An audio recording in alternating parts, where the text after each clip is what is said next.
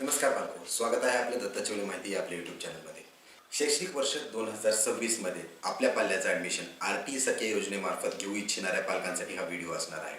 आपण पाहतोय की RTEची जी प्रक्रिया आहे पुढील वर्षासाठी याच वर्षी डिसेंबरमध्ये म्हणजे डिसेंबर 2025 पासून सुरुवात होत आहे. मग नेमकं आपल्या घराशेजारी शाळा कोणती आहे ते कसं शोधायचं आणि जर तुम्ही भाडेतत्वावरती राहत असाल तर कोणत्या एरियामध्ये घर घेतल्यानंतर किंवा भाड्यानं राहिल्यानंतर जास्तीत जास्त खाजगी शाळा, ज्या नामांकित खाजगी शाळा आहेत आपल्याला जवळ पडतील, 1 ते 3 किलोमीटरच्या आत किती शाळा येत आहेत आणि कुठल्या एरियामध्ये कुठल्या लोकेशनमध्ये तुम्हाला भाडे करार करणं गरजेचं आहे याचा निर्णय जर तुम्हाला घ्यायचा असेल तो ॲडव्हान्समध्ये ॲडमिशन प्रक्रिया सुरू करण्याच्या अगोदरच घेतला पाहिजे. त्यासाठीच हा पूर्ण व्हिडिओ तुम्ही शेवटपर्यंत पहा, जेणेकरून जे स्वतःच्या घरी राहत आहेत त्यांना त्याच्या घराशेजारी 1 ते 3 किलोमीटरच्या अंतरावरती किती शाळा आहेत ते समजतील. सोबतच जे भाड्याने राहत आहेत त्यांनाही भाडेकरार कोणत्या एरियामध्ये करायचा याचाही निर्णय घेण्यात मदत होणार आहे. आणि जी तुमची इच्छुक शाळा आहे त्या इच्छुक शाळेची फीस किती आहे, कोणत्या वर्गापासून प्रवेश दिला जातो आणि त्याच्यानंतर कुठल्या वर्गापर्यंत RTEची मुभा आहे, या सगळ्या गोष्टीची सविस्तर चर्चा आपण या व्हिडिओच्या माध्यमातून करणार आहोत. त्यापूर्वी जर चॅनलवरती प्रथम असाल तर माझी तुम्हाला विनंती आहे, चॅनलला सबस्क्राईब करा. सोबतच एक लिंक देतोय व्हॉट्सअप ग्रुपची, ती लिंकही जॉईन करा, जेणेकरून ॲडमिशनची प्रक्रियेमध्ये फॉर्म्स कधी सुटतात, फॉर्म कसा अचूक भरायचा, चुकल्यानंतर काय कागदपत्र कशी तयार ठेवायची, घराची पडताळणी कशी होते, लॉटरी सिस्टम काय आहे, या सगळ्या गोष्टीची वेळोवेळी अपडेट्स तुम्हाला भेटत राहतील. चला तर मग माहितीला सुरुवात करूया. आपल्या घराशेजारी कोणती नामांकित शाळा आहे ते पाहण्यासाठी तुम्हाला गुगलवरती जायचं आहे. सर्वप्रथम गुगलवरती RTE ॲडमिशन्स टाईप करा किंवा RTE टाईप करा. त्यानंतर अशी वेबसाईट ओपन होईल, स्कूल पोर्टल RT25 हे जे आहे हे ऑफिशियल वेबसाईट आहे. या वेबसाईटवरती आल्यानंतर तुम्हाला या प्रकारचा इंटरफेस दिसून येईल. यामध्ये तुम्हाला सरळ खाली यायचं आहे स्क्रॉल करून आणि त्याच्यानंतर लिस्ट ऑफ स्कूल्स पाहिजेत अलॉंग विथ अप्रूव्ड फीस. याच्यावरती क्लिक केल्यानंतर तुम्हाला तुमचा जिल्हा निवडायचा आहे. आता ज्याही जिल्ह्यात तुम्ही राहताय तो जिल्हा तुम्हाला निवडणं गरजेचं आहे. समजा मी पुणे जिल्हा निवडला आहे.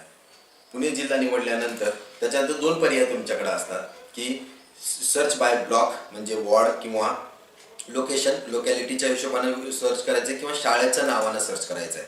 मला तुमची शाळेचं नाव माहीत असेल आणि तुम्हाला ती तुमच्या घराशेजारी येते का ते पाहायचं असेल तर शाळेच्या नावानं सर्च करा किंवा बाय ब्लॉक सर्च करा. बाय ब्लॉकमध्ये आता आपण पाहू शकता आकुर्डी आहे, आंबेगाव, औंध, बारामती, भोर, बिबेवाडी, मुळशी, पुणे सिटी. मग पुणे सिटी जर समजा तुम्हाला पुणे सिटीमध्ये तुम्ही राहताय आणि तिथं पाहिजे, मग आता शाळा कोणकोणत्या पाहिजेत, RTEमधनं कोटावाल्या शाळा पाहिजेत की सगळ्या शाळा पाहिजेत. मी RTEवाल्या शाळा घेतो. अकॅडमिक इयर इथं 25-26 आहे, ज्या वर्षी सुरू होईल प्रक्रिया त्यावेळेस 26-27 दाखवेल, पण आता समजून घेण्यासाठी आपण 25-26 मध्ये ज्या शाळा आहेत त्या बहुतांश शाळा पुढच्या वर्षी असतात. मग आता यापैकी शाळेची लिस्ट येईल. आता ह्या शाळा आहेत पुणे सिटीमधल्या, तुम्हाला 8 ते 9 शाळा दिसत आहेत. तसंच त्याच्यानंतर समजा तुम्ही पिंपरीमध्ये गेला तर पिंपरीमधल्याही RTEच्या शाळा तुम्ही पाहू शकता. यादी तुम्हाला दिसून येणार आहे. आता जवळपास 60 ते 62 शाळा आहेत. मग आता ह्यामधलं तुम्हाला कुठली शाळा हवी आहे, समजा ही श्री रविशंकर विद्या मंदिर शाळा आहे जी माझ्या घराशेजारी येते. मग त्या शाळेचे पूर्ण डिटेल्स तुम्हाला दिलेले आहेत, शाळेचा कोड, शाळेचं नाव, कोणत्या वर्षापासून तिचं स्थापना झालेली आहे. आता हे महत्त्वाचं आहे की शाळेची कॅटेगरी प्राथमिक आणि माध्यमिक हे महत्त्वाचं आहे. जर प्राथमिक आणि माध्यमिक असेल तर तुमचे वर्ग 8वी किंवा 10वी पर्यंत असतात. आता या शाळेला 1ली ते 7वी पर्यंतच वर्ग आहे, म्हणजे RTE मार्फत मुभा ही 8वी पर्यंत आहे, परंतु तुम्हाला फक्त 7वी पर्यंतच भेटणार आहे. 8वी 9वी 10वीची फीस भरावी लागेल जर तुम्ही ही शाळा निवडली आणि ही शाळा तुम्हाला मिळाली तर. त्यामुळे पाहण्यासाठी असं आहे. आणि बहुतांश शाळा ज्या आहेत ते प्रायमरी स्कूल असतात ज्यामध्ये की त्यांचा वर्ग 1ली ते 4थीच असतो. आता ही शाळा जी आपण पाहतोय की सुंदरबाई भैनसिंग, त्याच्यामध्ये 1ली ते 8वी वर्ग दिला आहे. तर मॅक्झिमम प्रयत्न करा 1ली ते 8वी वर्गापर्यंतच शाळा तुम्ही निवडा, जेणेकरून तुम्हाला जास्तीत जास्त लाभ हा मिळेल. आता त्याच्यानंतर बऱ्याच साऱ्या शाळा अशा आहेत की जे प्रायमरी स्कूल्स आहेत, नुसतं प्रायमरी प्री प्रायमरी असतात ज्याचे की वर्ग 1ली ते 4थी पर्यंत असतात. तर टाळा तशा शाळेचं प्रिफरन्स देणं टाळा. जर तुमच्याकडे दुसरी कुठली शाळाच नसेल तर ती शाळा तुम्ही निवडू शकता. कारण होणार काय, जर 1ली ते 4थी पर्यंतच तुमचा शाळेचा वर्ग असेल पार्टिसिपेशन RTEमध्ये, तर 4थीच्या नंतर 5वी 6वी 7वी 8वी 9वी 10वी म्हणजे 6 वर्ष तुम्हाला फीस भरावी लागणार आणि बाकीच्या केसेसमध्ये फक्त तुम्हाला 2 वर्ष फीस भरावी लागणार आहे.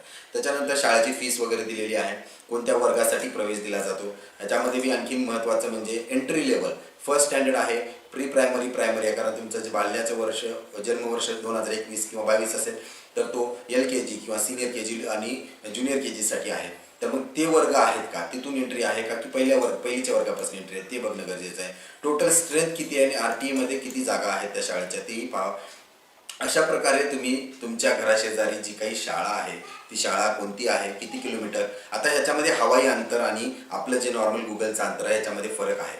हे जे मॅप आहे हे मला आता दाखवता येणार नाही कारण हा मॅप आणखी लाईव्ह झालेला नाही आहे. पण लक्षात घ्या, हे शाळा जी तुम्ही निवडताय त्याचं गुगल अंतर तुमच्या लोकेशनपासून टाका. जर ते 1 किलोमीटरमध्ये दाखवत असेल आपल्या गुगल मॅपवरती तर नक्कीच ते हवाई अंतर 1 किलोमीटरपेक्षा कमी असतं. कारण हवाई अंतर सरळ असतं आणि गुगल मॅपचं आपण दाखवतो ते झिगझॅग जो रस्ता आहे त्याच्या हिशोबाने किलोमीटर्स हे कॅल्क्युलेट केले जातात.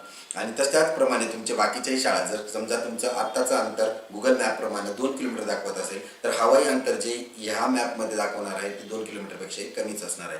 तर अशा प्रकारे तुम्ही 1 ते 3 किलोमीटर म्हणजे 1 किलोमीटरच्या आत आणि 1 ते 3 किलोमीटरच्या आत किती शाळा येत आहेत हे तुम्ही पाहू शकता. आणि मग घर भाड्यानं करायचं आहे, कोणत्या एरियात घर भाड्यानं करायचं याचा निर्णय घेऊ शकता. भाडे करार करताना काय काय काळजी घेतली पाहिजे त्याचे डिटेल व्हिडिओज मी बनवलेत, लिंक डिस्क्रिप्शन बॉक्स देतोय किंवा चॅनलवरती जाऊनही तुम्ही पाहू शकता की भाडे करार करताना काय काय कागदपत्र लागतात आणि काळजी काय काय घ्यायची आहे. आशा करतो ही माहिती तुमच्यासाठी अत्यंत उपयुक्त ठरणार आहे. अशाच नवनवीन अपडेट्ससाठी चॅनलला सबस्क्राईब करायला विसरू नका. परत काही तुमचे डाऊट्स असतील कमेंट बॉक्समध्ये विचारा, मी ते सोडवण्याचा प्रयत्न करेन. धन्यवाद.